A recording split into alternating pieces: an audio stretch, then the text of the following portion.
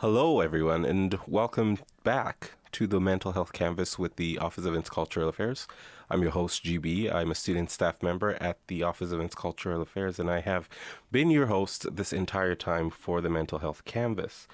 If you're joining us for the first time, this is a show to discuss mental health issues, especially regarding international students, because we think international students could be at a higher risk for developing mental health issues, and it's important for them to take care of themselves. The approach of this show is not to discuss specific mental health issues, but to talk about general mental health and mental wellness, because sometimes there's a lot of stigma associated with mental health. So we want you to think about your mental health. That's why we're doing this show. When we started, we spoke with Dorothy Emsley. She is one of the physicians at Student Health Services, and she just gave us an overview of health and mental health and how it relates to you as an international student. And the past two episodes, we have been with students in the studio talking about stigma issues and what they do to deal with culture shock and things like that that can contribute to their mental health problems. So today is our fourth episode, and we have Lindzie O'Reilly with us today. Did I say that right? Lindzie O'Reilly? Yep. Yeah. She is a dietitian at Student Health Services, and she's going to talk to us about why and how we should stay healthy, and also about how an unhealthy body can contribute to an unhealthy mind and vice versa. So, Lindzie, thanks for being with us today. Thanks for having me. Yeah. So just could you give us a bit of who you are and why you're here, what you do on campus? Yeah, so as you mentioned, I'm the dietitian at Student Health Services, and what that means is that any University of Guelph student or their family member can book a one-on-one appointment to see me at Student Health Services, either by visiting reception or calling extension 52131. And in those one-on-one appointments, I see students for a variety of different concerns, whether it's they've decided to adopt a vegetarian diet, they're looking to gain weight, lose weight, eat for sport performance, or just kind of general healthy eating and kind of check in and make sure they're getting all of their nutrients. Oh, that's good.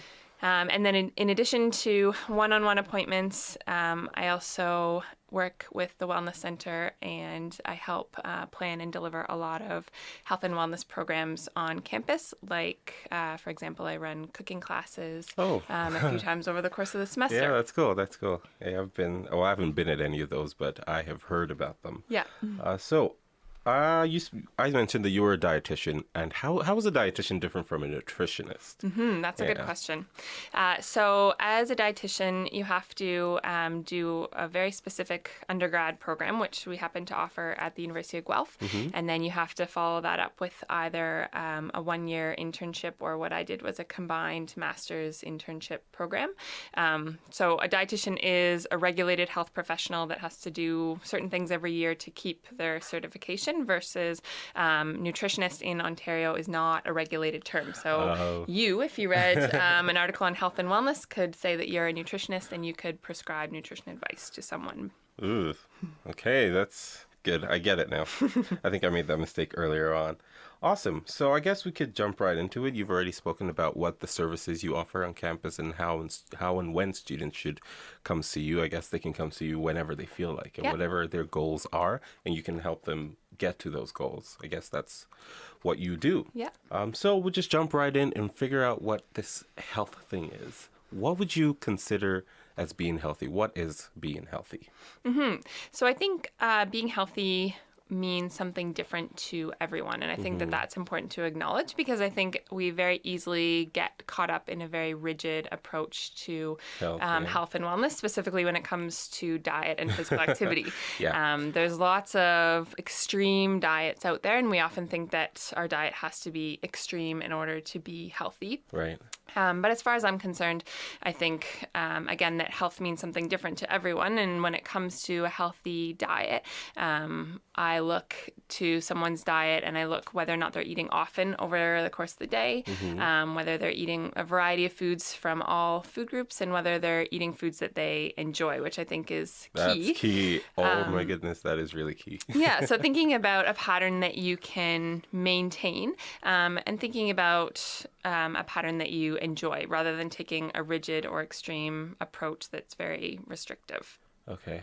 So that's the, I guess that's the food part of it, because I guess that's what you know a lot about. What about exercise? Yeah, when it comes to exercise, I think it's important to be flexible as well. We often think that you have to go to the gym every day and do a very extreme workout.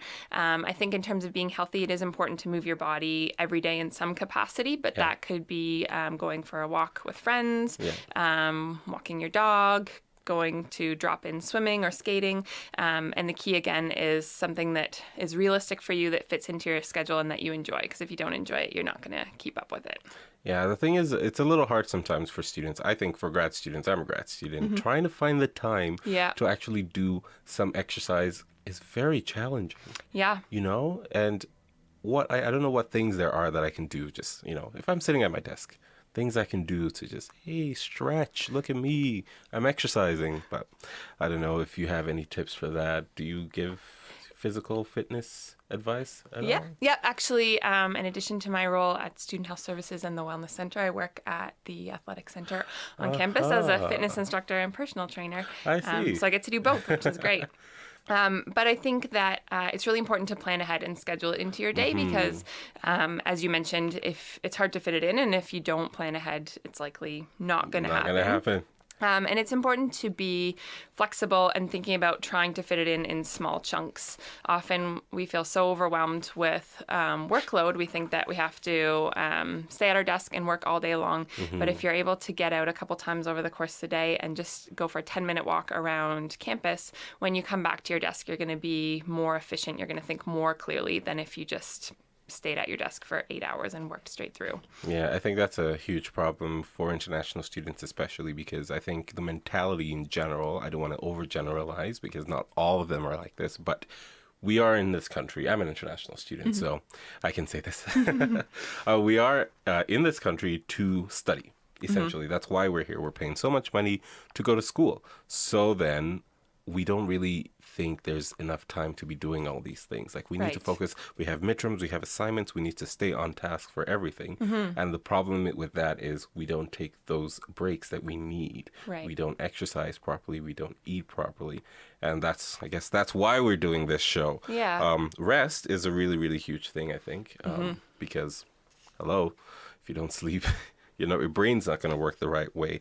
But I think we covered a lot of the key factors that would contribute to your health. So sleep, exercise, and diet, right? But do you think there are any additional factors for international students? Do you think there's anything different for like a domestic student would be going through that an international student wouldn't, or vice versa?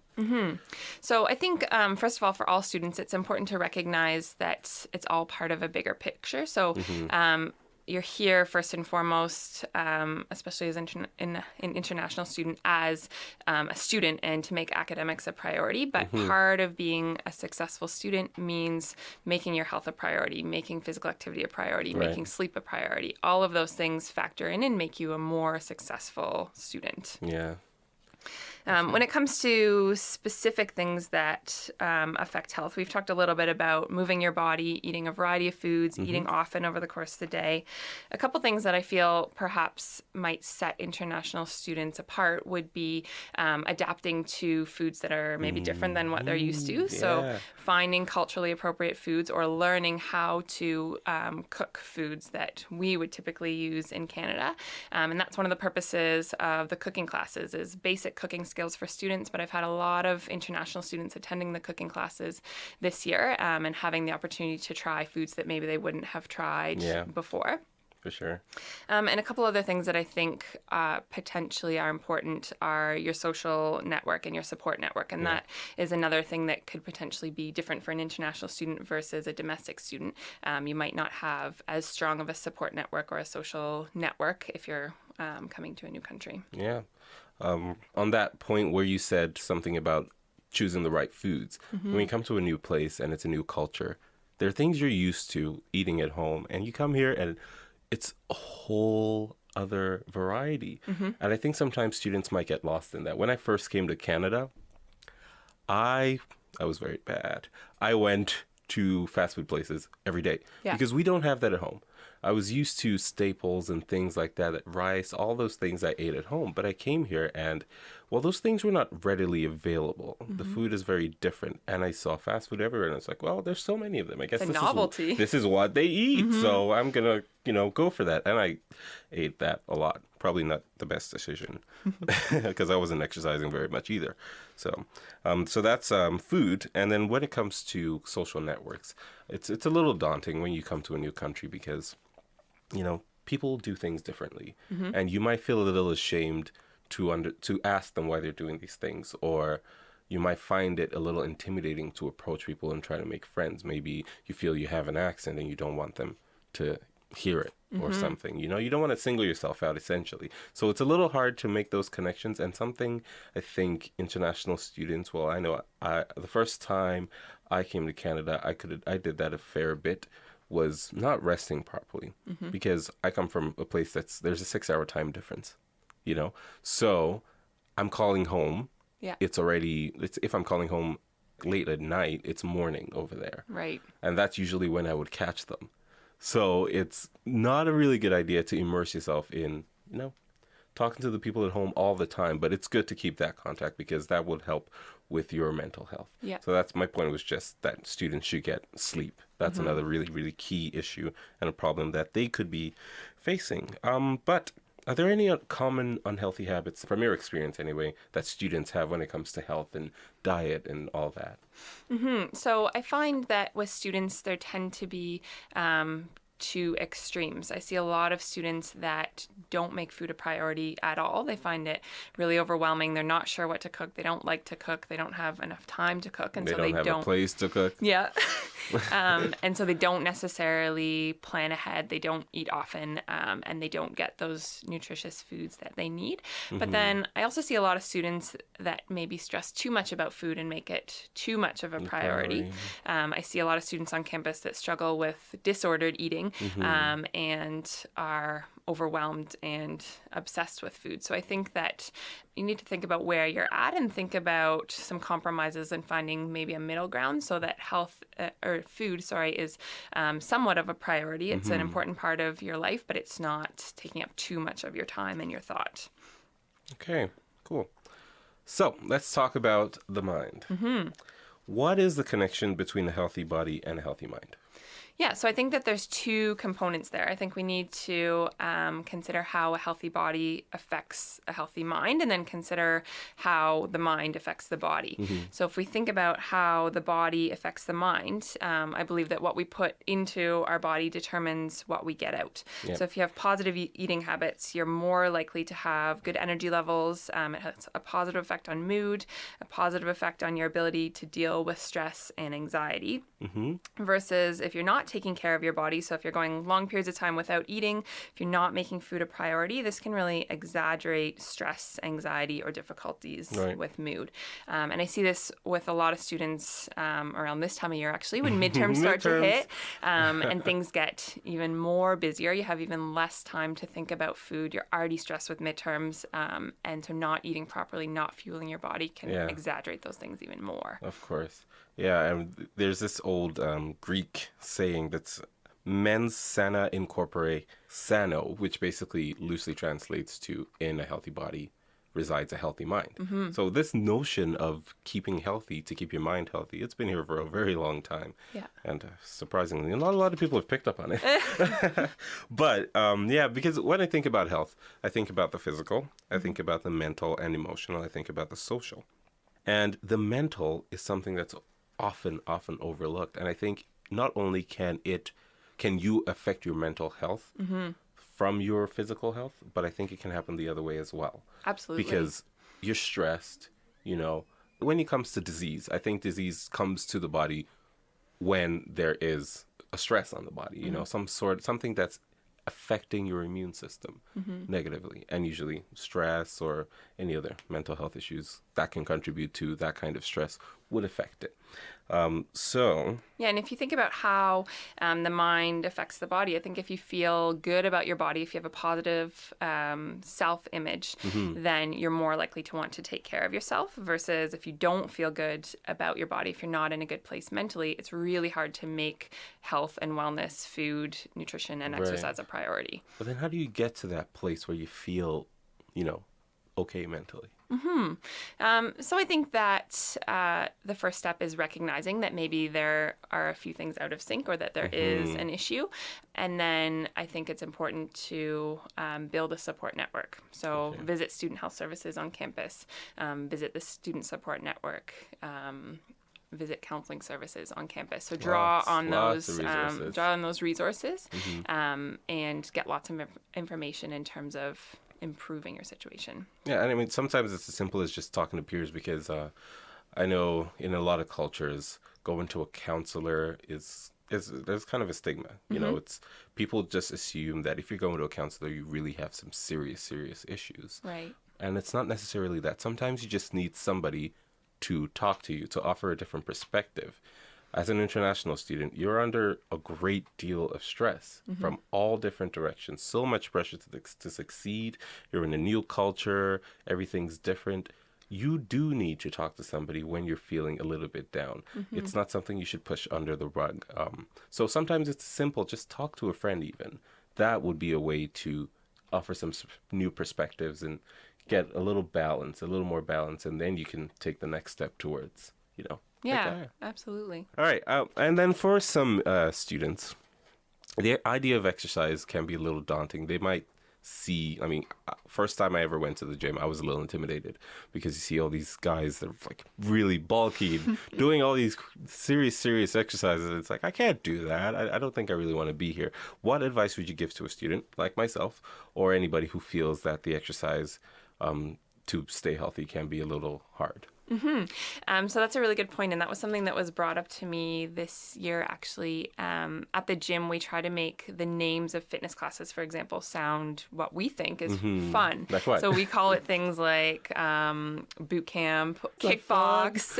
But for a lot of students, if you don't have a history of being active, that's really scary and intimidating. That is scary. So I think with both food and activity, it's important to consider where you're at right now. And again, it doesn't have to be an extreme approach. So if you haven't included physical activity into your routine, it doesn't mean that you need to start going to kickbox every day of the week, but thinking about what's realistic for you.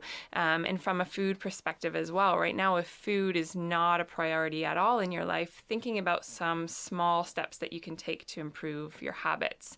I find that a lot of students, again, I mentioned, we tend to have a rigid approach to physical activity and nutrition, and we tend to fall into these extremes where if I'm not going all out, it's not good enough. But I think really the best thing that you can do is think about small steps that you can take and really trying to fight back against that all or nothing approach where if I don't eat perfectly healthy every day or if I don't exercise every day, I'm not doing a good enough job.